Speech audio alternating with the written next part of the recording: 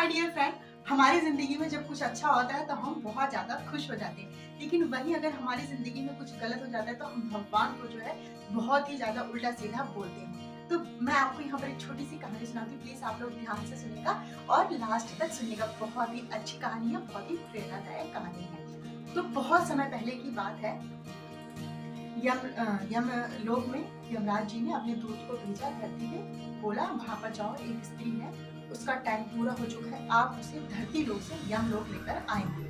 तो दूत जो है जाता है, वो वहां जाकर देखता है उस औरत की 3 छोटी छोटी बच्चियां होती हैं और वो भी बिल्कुल असहाय, मरने की अवस्था में, उसके प्राण निकलने वाले थे, क्योंकि जब तक दूध नहीं प्राण निकालेगा तब तक कैसे निकलेंगे। तो वो बिल्कुल छटपटा रही थी और उसकी 3 बच्चियां थी और उसके पति का निधन जो था वो पहले ही हो चुका था। जब ये मतलब देखता है ना दूध, तो उसको बहुत बड़ा दुख लगता है। वो सोचता है मैं कैसे इसके प्राण निकालूं, क्योंकि इसका पति पहले नहीं है, तो ये बच्चियां जो है बिल्कुल अनाथ हो जाएंगी अगर माँ भी नहीं रहेगी। तो वो बिना उस औरत की आत्मा को निकाले वो धरती लोक से यमलोक चला जाता है। तो जब यमलोक जाता है, यमराज को बताता है, तो यमराज को बहुत ज्यादा गुस्सा आता है और उन्होंने तुरंत ही दूसरे दूत को बोला कि तुम जाकर उस स्त्री की आत्मा को लेकर आओगे। और उस जो पहले वाला दूत था उसको बहुत ही कड़ा दंड दिया, बोले तुम धरती लोक पर जाओ और जब तक तुम 3 बार मुस्कुराओगे नहीं ना, तब तक तुम वापस इस यमलोक में नहीं आओगे। और उसे धरती लोक पे भेज दिया। जब धरती लोक पे भेजे तो बहुत ही फटे हाल में गया और एक ऐसे ही राह पर आराम, मतलब बहुत ही मायूस होकर, उदास होकर बैठा था कि अब मैं क्या करूं, अब मुझे तो यमराज जी ने इतनी कठोर दंड दे दिया धरती पर रहने का। तो वहां से एक जो है मजदूर, वो मोची का काम करता था, अपना कुछ सामान भी लेने आया था अपनी दुकान के लिए और अपनी बच्चियों के लिए ना बहुत मुश्किल से उसने पैसे बचाए थे, कुछ गर्म कपड़े खरीदने के लिए दूर शहर में वो आया था। तो जब वहाँ उस इंसान को इस हालत में देखता है, उसको दया जाती है, तो वो बच्चियों के लिए कपड़ा ना लेकर, अपनी दुकान के लिए सामान ना लेकर, वो उस राहगीर को जो बहुत ही दयनीय स्थिति में था उसके लिए कपड़े दिला देता है और उसको कुछ खाना वगैरह खिलाता है, क्योंकि वो ठंड से कांप रहा होता है, ठंडियों का दिन चल रहा होता है। और फिर उससे पूछता है क्या आपके पास रहने के लिए कुछ और ठिकाना है। तो वो बोलता है, जो दूध धरती पर आया वो बोलता है नहीं, मेरे पास रहने के लिए कोई ठौर ठिकाना नहीं है। तो वो मोची बोलता है ठीक है, तुम मेरे साथ मेरे घर चलो और वहां पर मेरे घर पे ही रह जाना, लेकिन बस एक समस्या, मेरी पत्नी ना गुस्सा बहुत करेगी धर्मपत्नी, क्योंकि ये पैसे मेरे अपनी बच्चों के कपड़े के लिए और अपनी दुकान के लिए थोड़ा बहुत मैं सामान लेने के लिए आया था, क्योंकि उस दुकान से मेरी रोजी रोटी चलती है और मैं अपने बच्चों का जीवन यापन करता हूँ। तो वो बोलता है, दूध बोलता है ठीक है, आपकी पत्नी धर्मपत्नी जी गुस्सा करेंगी, मैं कुछ नहीं बोलूंगा। तो वो धीरे धीरे घर पहुंचते हैं। जब वहां जाते हैं, पत्नी देखती है कि बच्चों के लिए गर्म कपड़े लाने थे वो तो लेकर आए नहीं, और एक ये इस इंसान को और घर पे उठा के लेकर आए, एक इंसान का खर्चा और बढ़ा दिया। तो दूत जो है हंसता है, दूत हंसता है, वो अपने मन में सोचता है कि मैं दूत हूँ और मैं इनको कितनी धन दौलत दूंगा, स्वयं इनको भी नहीं पता है।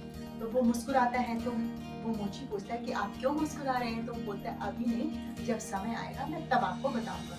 तो वो मोची के साथ दूध मिलके जूते चप्पल बनाने लग गया और बहुत ही सुंदर जूते चप्पल वो दूध बनाता था।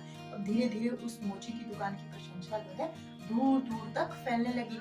तो उस राज्य का जो राजा था उस तक भी ये बात पहुंची कि भाई फला फला जो है मोची बहुत ही सुंदर जूते चप्पल बनाता है और मन मोह लेता है। तो उस राजा ने एक चमड़े का टुकड़ा अपने सेवक के द्वारा भेजा, बोला इस चमड़े का जूता बनवा कर ले आना मेरे लिए। वो सेवक आया और उस मोची को चमड़ा दिया, बोला कि ये लो चमड़ा, और ये इतना ही चमड़ा है भाई, इसका ना जूता ही बनाना है, चप्पल नहीं बनाना है। और जाते जाते फिर एक बार वो बोलता है सेवक राजा का, देखो भाई इसका जूता ही बनाना है, तुम चप्पल मत बना देना। क्योंकि उस राज्य की प्रथा थी, जब किसी इंसान की मृत्यु हो जाती है तब उसके लिए चप्पल बनाए जाते हैं चमड़े के, और वो वही चप्पल पहन के उसका अंतिम संस्कार किया जाता है। तो वो सेवक को देके चला जाता है और वो जो मोची था उसको बोलता है कि तुम इसका फटाफट एक जोड़ी जूता बहुत अच्छे से बना दे, जूता ही बनाना, चप्पल मत बनाना देखना गलती से। तो वो मोची जो अपने दूसरे काम के लिए चला जाता है और वो दूध क्या करता है, उस चमड़े का चप्पल बना देता है। अब जब वो मोची देखता है, बोलता तूने ये क्या किया, तुमने तो इसका जो है चप्पल बना दिया, क्योंकि दूध को तो पता था कि राजा की मृत्यु होने वाली है। तो फिर जो है वो दूध मुस्कुराया, दूसरी बार मुस्कुराया।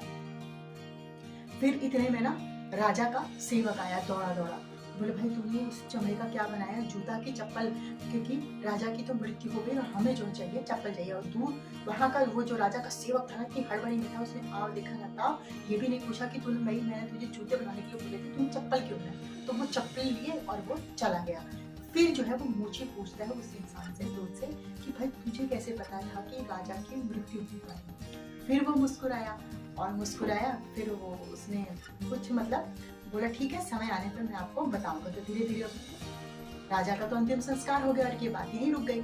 और धीरे धीरे जो उसकी दुकान और बड़ी होती और बड़ी होती गई और उसकी ख्याति भी और दूर तक फैलती गई। इतने में एक बहुत ही धनवान स्त्री रथ से उतरी, बहुत ही वृद्ध थी वो बोलती है, और उसके साथ 3 कन्या भी आती हैं। तो वो वृद्ध स्त्री बोलती है कि देखिए मुझे ना अपनी मेरी 3 कन्याओं का विवाह होने वाला है, मैं एक साथ ही विवाह करूँ। मुझे इन तीनों कन्याओं के लिए बहुत ही खूबसूरत जो है जूते बनवाने हैं, जो मैं इनको शादी के जोड़े के साथ ये पहनूंगी। तो वो दूध फिर मुस्कुराता है उन तीनों लड़कियों को देखकर, क्योंकि ये तीनों लड़कियां वही थी छोटी बच्चा जिसकी वो आत्मा औरत के निकालने गया था ना, और ये छोटी बच्चा रो रही थी जिसके पिताजी पहले ही चले गए। तो फिर वो दूध मुस्कुराता है और उनको जो है जूते दे देता है, चली जाती हैं वो तीनों कन्याएं और वो बूढ़ी अम्मा। तो फिर वो मोची फिर उससे पूछता है कि भाई तुम क्यों मुस्कुराए, आज मुझे बता दो। फिर वो दूध जो है बताता है कि मैं इस दुनिया का नहीं हूँ, मैं दूध हूँ, मुझे यमराज ने ऐसे ऐसे इस दंड के कारण भेजा था। देखो आज वही जो 3 लड़कियां जूते लेके आई थी ना, उन्हीं की माता की मैं आत्मा निकालने आया था और मैं निकाल नहीं पाया था, और कोई दूसरा दूध आके फिर उनकी आत्मा को निकाल के लेके गया। फिर वो दूध बोलता है कि देखो जो भगवान जो प्रभु करते हैं वो अच्छे के लिए करते हैं। अगर उस दिन उस औरत की मृत्यु नहीं होती तो वो लड़कियां जो हैं गरीबी में ही पलती, गरीबी में ही बड़ी होती, और उनका विवाह भी गरीब घर होता।